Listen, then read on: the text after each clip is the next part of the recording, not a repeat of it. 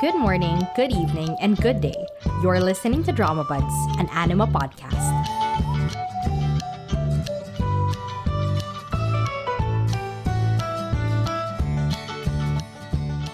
So hello everyone, welcome to today's episode of Drama Buds. I have to start with a confession. I've never watched the Park Chan-wook movie. I haven't watched The Handmaiden. I want to watch Decision to Leave. I don't know if they're gonna show it in cinemas here. I want to watch it. I heard it's so good. It swept the Blue Dragon Awards, right? If everyone says they're amazing, I just trust them. So why do we have to talk about that? It's because today I'm gonna talk about Mother, which is written by Jung Sok-young, Park Chan-wook's usual collaborator for the past how many movies of his. Jung Sok-young is also the writer of Little Women, a drama that aired this year that I was only supposed to talk about in my Q4 recap. But now that we're talking about Mother, I might as well insert Little Women here. So yes, okay, Mother has the same director as Flower of Evil. Very thrilling, very melodramatic, very engaging, okay. And Chicago Typewriter, which I was bored by, but that's a long story. And it stars Lee Bo-young, who I've seen in Mine and I Hear Your Voice. And the star of the show, honestly, the child actress discovery is Ho Yul. Mother is an adaptation of a Japanese drama from 2011. And it's about a teacher who discovers that one of her students is being abused by her mother. And she creates a plan to kidnap the child with the child's consent, I guess, and escape from the country. I have heard great things about this because it won Best Drama in the year of Stranger. When Stranger won the Baeksang, this got bumped up to Best Drama. And yeah, I've heard a lot of good things. It has like a rating of 9 on my drama list, which is usually meaningless because MDL, just the scores get inflated or attacked by trolls. Just, form your own opinions, guys. Don't look at the numbers only. But I've heard good things, but I've been hesitant for so long. I wanted to watch it a few months ago when Little Women was airing because when I was watching Little Women, I was not happy with what I was watching. So I was wondering, what's up, guys? Why are you praising the hell out of this writer if this is what she's coming up with? Because honestly, it was whack. More on that later. Yes, there will be a dedicated Little Women segment that isn't just a comparison to Mother. It's genuinely my thoughts on the show before I even watched Mother. But yeah, I feel like Mother was the redemption project for Jung Sok-young, for me. If I end up watching the movies she's written, I'm sure she will be even more redeemed. But Little Women wasn't it. We'll get to that later.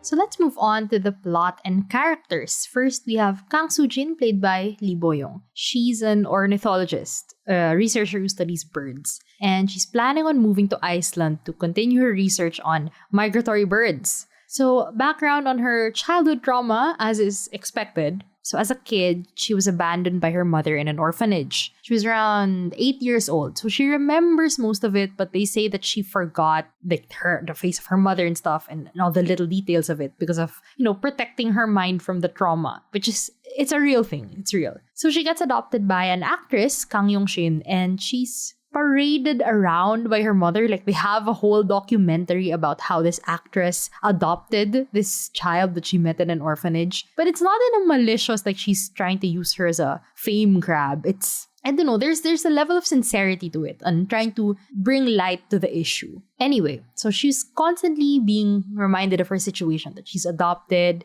and, people pity her because they all know that, she was adopted, she was left by her mother. And so that kind of led her to growing up and wanting to be freed of her mother's influence as an adult. Like, I cannot fully express why she wants to break away from her mother, who has been very loving to her, but more on that later. Anyway, but yeah, she has complicated feelings towards mothers. both her biological mom who left her as a child and the mom who adopted her and loved her but still isn't her real mom, quote unquote. And that made her have complicated feelings towards being a mother and not wanting to be one. She wants to be free, like the birds that she studies. And she becomes a temporary elementary teacher until her transfer is finalized. And then she meets Kimiana, this child who's obviously not being taken care of well. And then she sees more signs of actual abuse from her mother and possibly the man that they lived with. So she hatches a plan to make it seem like Yenna died by drowning in the sea, but actually they're running away to Iceland. And then we have Kim Yenna, played by Hoyul. She is the 9-year-old child of a single mother, extremely precocious, very street smart, although she's still struggling to read even at her age. She has learned to be a good liar to cover up for her mother and also to avoid kind of bringing about her mother's rage. Like if her teacher asks, how's your mom? How are you treated at home? She can come up with elaborate stories of like, oh, my mother fed me curry and did this and that. But then they show that it didn't exactly happen that way. But Hiena knows how to lie to make it sound like her mother is really loving and caring. And she has a notebook where she writes down things that make her happy, which aren't just things that make her happy, but they're things that make her feel safe from her mother and her mother's boyfriend. This is a child who has developed these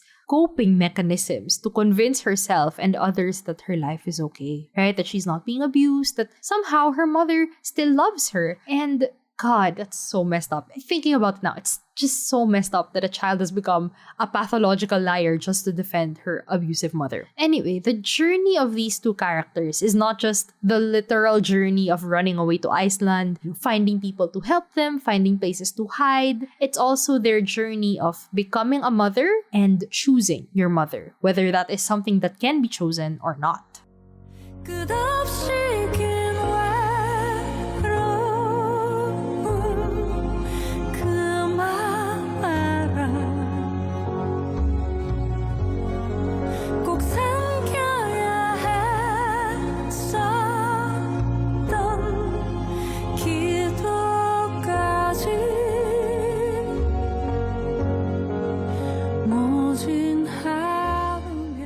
Okay, in discussing the show, I will do my best not to spoil anything huge because experiencing it for yourself is so worth it. The first 6 episodes move so fast, it's almost exhausting. It's almost too much. Like, this is edge of your seat thrilling for me personally because they run away from one hiding place to another until eventually they are discovered and taken in by Sujin's mother and her sisters. And along with most thrillers, dare I say all thrillers, there are moments where you have to suspend your disbelief. Like, wow, it's awfully convenient that they met this person at this specific instance who could bring them this specific thing that they wouldn't have known where to get. Wow, how did the police not think of checking this location at this time, or these cameras, or talk to these people? Or, wow, how'd you know how to go there, or do that, or be able to do that? Or, wow, a person would really react to a situation in this way?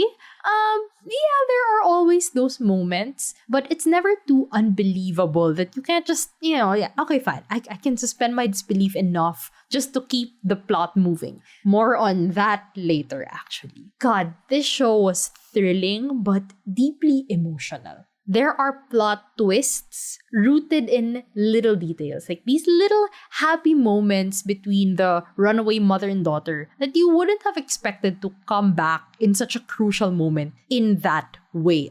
I'm trying so hard not to spoil you because it was so good. This small bird fact that Sujin shared with Hiena, or a story of her life from the orphanage, or the fact that Hiena struggles to read, so she just memorized this storybook that Sujin read to her verbatim. those are little things that you think, aw, they're sharing a moment as mother and daughter. Aw, this is the journey of them becoming true mother and daughter despite having no blood relation. And yet, somehow, they managed to use those details in the thriller aspect of the show. Somehow, all those little moments are somehow important. This is really deceptively a thriller melodrama. It's not just about the running away. It's also about Sujin discovering what motherhood truly is. And she works through her complicated history and complicated feelings towards her biological mother and the mother who raised her. I gotta highlight Kang Yong-shin, the one who raised her, played by Lee Hae-young, who is just an absolute powerhouse of a mother. She is the epitome of doing everything that you can for your children and loving them as if they were truly, quote-unquote, your child. Because blood isn't what defines the relationship between a mother and a child. It's the love you're able to give. And through her relationship with her adoptive mother, Sujin learns to be a real mother to Hyena, the way Kang Yong-shin was a real mother to her. Like, I don't think she had, the angsty screaming of, "You're not my true mom." None of that. Like, Sujin truly acknowledged Kang Yong-shin as her real mother, despite, of course, being completely aware her entire life that she's been adopted. And in a way, Hyena also goes through a similar journey. Because she's like Sujin when she was a child. There is this storybook I mentioned that Sujin read to Hyena early on in the drama that Hyena memorized. Once again, because she struggles to read. It's about this bunny and her mom and how no matter where the bunny runs off to, no matter what she turns into, if she turns into a fish and goes into the sea, if she turns to the wind, if she turns into whatever, her mother will find her and change into whatever she needs to be to get her child again. Which applies to Sujin as, her unofficial adoptive mother. It also applies to her biological mother. We'll talk about her in a while. Even talks about Sujin's mothers, plural. Sorry for the spoiler. One way or another, you will find your way to your real mother. And there is the recurring symbolism of the migratory birds that always find their way home. The symbolism, it all just ties back to each other. That's why it's so satisfying because the symbolism is so consistent throughout the entire show.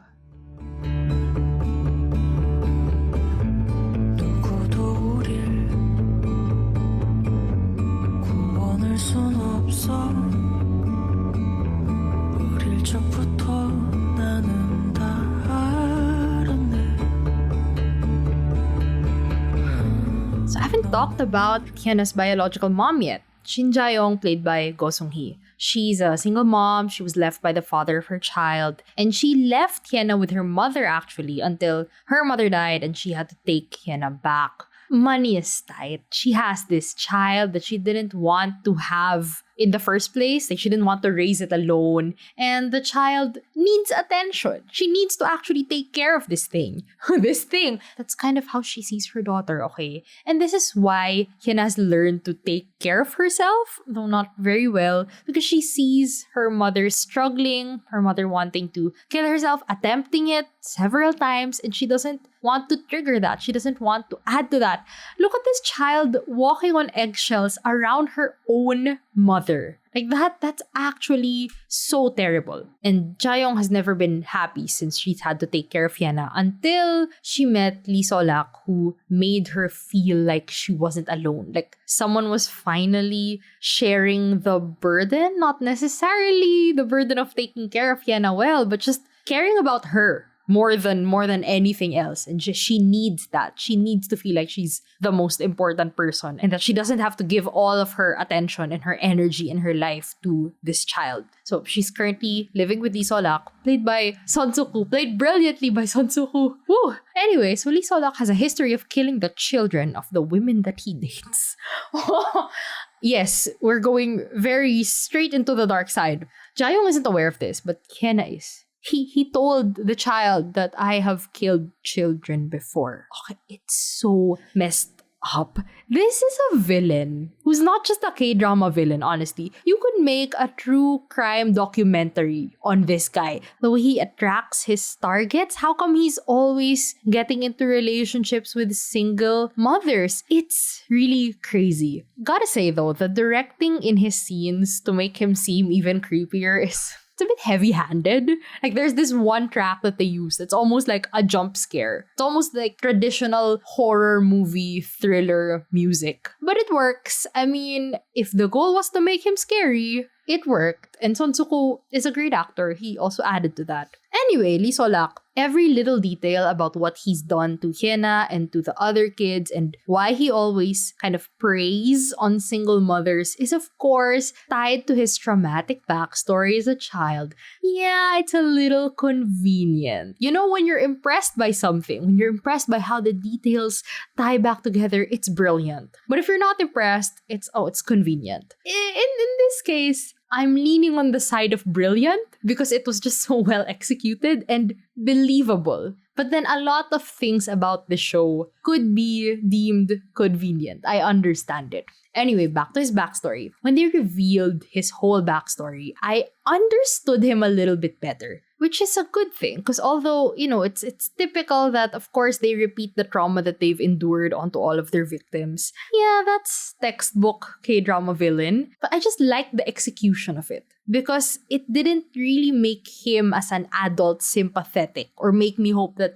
oh, maybe we can still redeem him. Maybe he can be a better person. It didn't woobify him, really. You feel sorry for him as a child. You feel sorry that he ended up like this as an adult. But he is a vile and terrifying person, and it does not excuse or redeem him. I just felt like the execution was really great because I clearly felt sorry for the child. But the moment I saw him as an adult, I didn't feel sorry for him anymore. That's how you give a villain a traumatic backstory without woobifying them. I don't know how to explain it, but I really liked it. It felt like the intent was very clear. I think it also helps that in the scene when they revealed his backstory, I was more touched by Hyena's ability to empathize with this adult who has hurt her so deeply and threatened her life, right? But she's learned how to do that. She's learned how to walk on eggshells and adjust to the adults in her life and accommodate them and try to be understanding to them so that they don't hurt her. That's how she survived with her mother. Just that whole exchange also poses the question, could Hyena turn into this kind of person? Because she's also experienced abuse and resentment from her mother, which is exactly what Lee Solak experienced. So is it possible for Hyena to become that kind of person as well? Who knows? That's what they're asking.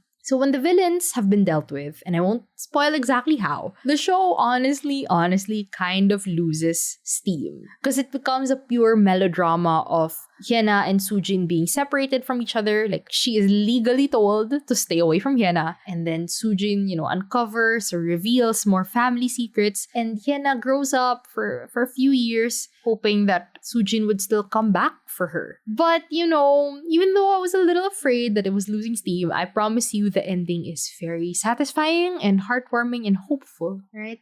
You can choose family. You can choose family and it will work out and you will find your way back to your mother. Speaking of that, so I have to spoil a little bit here. I want to talk about Soojin and her biological mother. Because the same way that Soojin reconnected with her biological mother and understood what led her to be abandoned as a child like that, and eventually forgave her mother after all these years, I think the show is saying that it may be possible for Hyena and her mother too. I mean, I'm not entirely sure about this because, of course, Hyena's mother was openly abusive and neglectful and really hoped that her child died so that she didn't have to deal with it. So maybe I'm wrong in this aspect, but I don't know. I just feel like even Hyena mentioned this in the very last scene of the show, that maybe as an adult, she could meet her mother again. I think something like that. Anyway, what's more important though, not forgiveness in the future, but what's more important is protecting the child now, placing them in the care of a mother who can love them truly and completely so they can still grow up to be a good person like Soojin. Because if not, if they're left feeling abandoned and resented, they can end up like Solak. Right? It's great. I wish I could go into how every major character, even some minor characters, contribute to the themes of the show, but I'm telling you, everyone contributes to the themes of this show.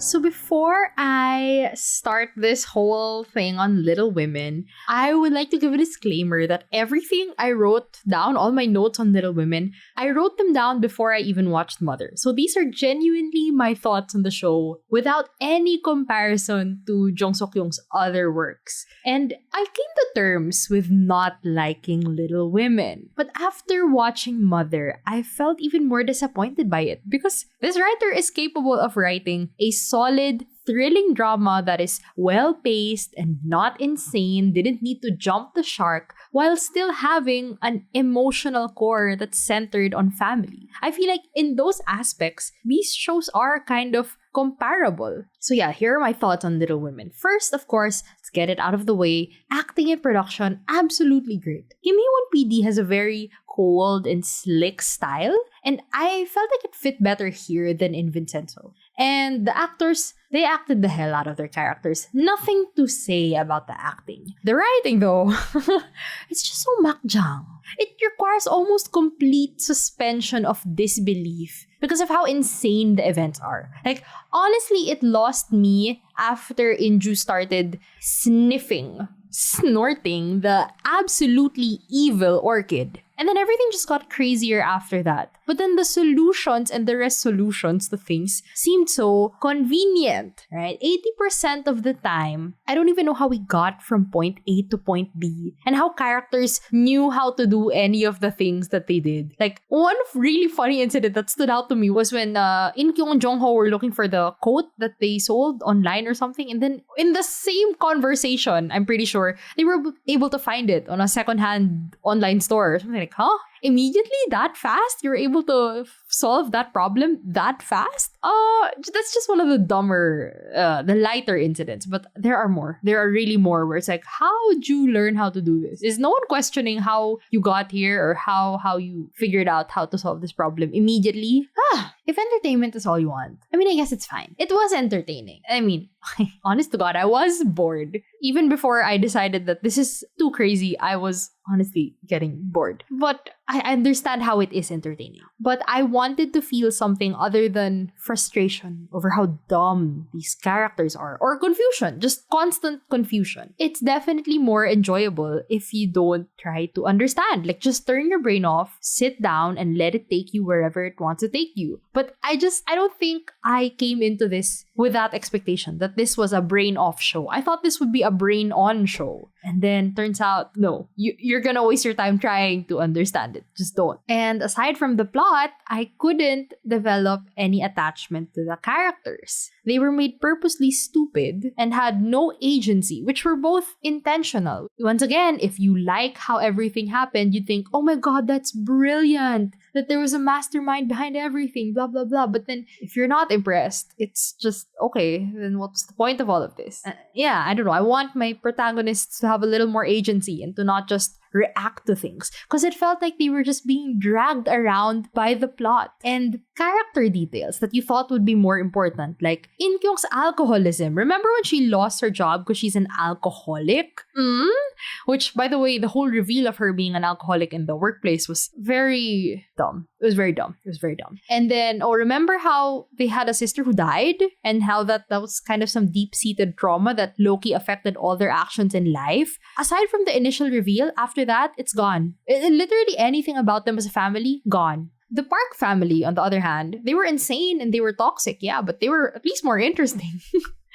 Honestly, the only character I cared about in this entire show was Yorin. And Inye, I guess, by extension. Everyone else, I don't care. You could have a happy ending, you could die, you could form your own secret organization to bring down the rich. I don't care. I really didn't care. I only cared about Yorin. As long as Yorin was happy and safe and free of her abusive family, it's fine, I guess. So we've talked about plot, we've talked about characters. Let's talk about theme, okay? Off the top of my head, I guess the themes are about how, poverty changes how you see the world, or how the rich easily manipulate the poor, or how the rich have choices while the poor don't. I can't even pick out a central theme that guided all the actions and the events in the show, because I feel like any sort of theme was sidelined by the desire to just squeeze in so much plot and keep things moving so fast. Like the ones that I was able to mention, these were discussed in a very heavy-handed way in the show. Like I'm pretty sure they had literal conversations specifically mentioning these themes. I don't feel like it really manifested in a subtle and solid way in all the events of the show. And there was never a moment for me where everything came together thematically. Honestly, the way it came together in a plot way was, the reveal that it was all the mastermind plan. And it's kind of, once again, convenient and frustrating and not satisfying. I guess, going back to Mother, I now believe that it's possible to have a roller coaster ride of a plot while still having developed characters who go through that journey, bringing with them every bit of characterization that's been given to them and having agency through all of it. And that's why Little Women didn't work for me in the way that Mother did. But once again, I formed my opinion on Little Women before I even watched Mother. So even without comparison, I was disappointed by the show.